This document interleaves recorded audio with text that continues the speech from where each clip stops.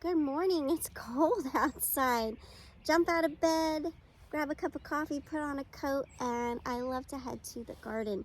Even though it's winter time, this is the time, especially if you're a new gardener, this is the time when you should be planning out what you're going to plant. So think about what foods that you like to eat or what foods you'd like to try out that maybe you don't find at the grocery store, and start looking at those seed catalogs online and start maybe purchasing some seeds.